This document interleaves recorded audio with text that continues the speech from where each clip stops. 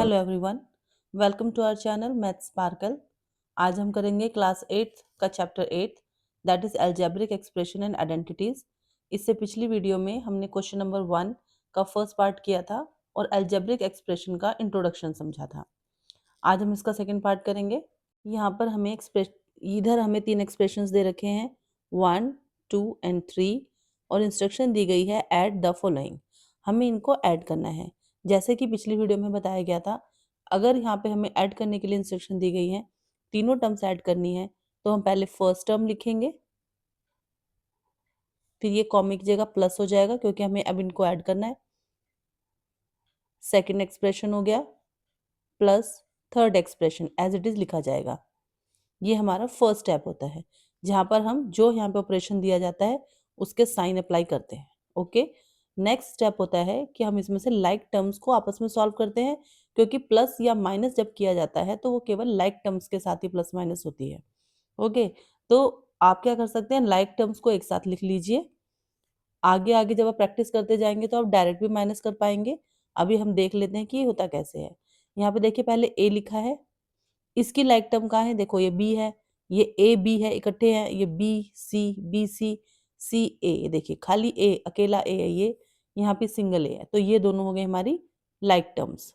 ठीक है, इनको हम एक साथ लिख सकते हैं A minus A. Next is minus B के साथ कौन है, ये रहा प्लस बी। ठीक है, प्लस बी। नेक्स्ट बचा ए बी। आप मार्क लगा सकते हैं ताकि आपको ध्यान रहे कि हमने कोई इसमें से छोड़ा ना हो और रिपीट ना हो जाए कुछ। फिर है ये प्लस ए बी, साइन साथ में चलता है, साइन का ध्यान रखेंगे। यहाँ प्लस है, प्लस ए बी, ये हमने लिख दिया।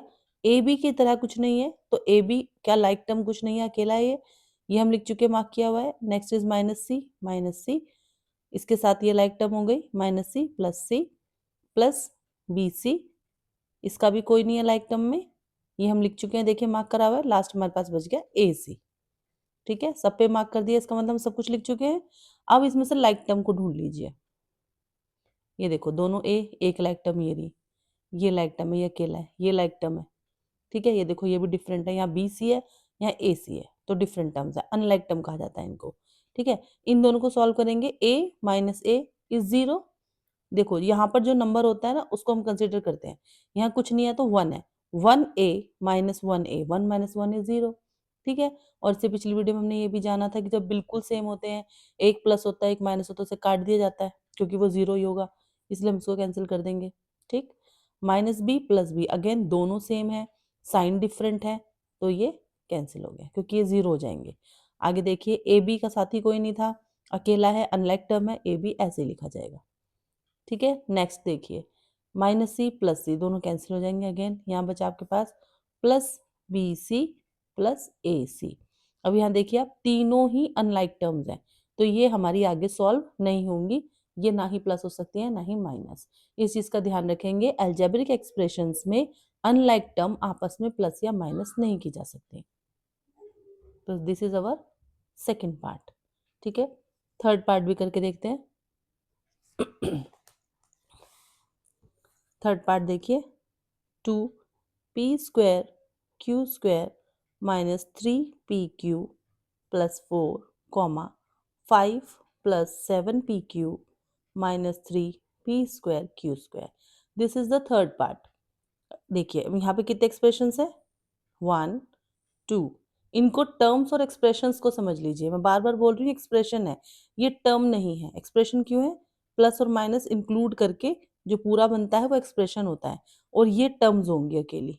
कितनी टर्म्स प्लस कितनी टर्म्स है इसमें, 1 2 3, these are 3 terms. 3 terms comprises an expression, ये एक्सप्रेशन है।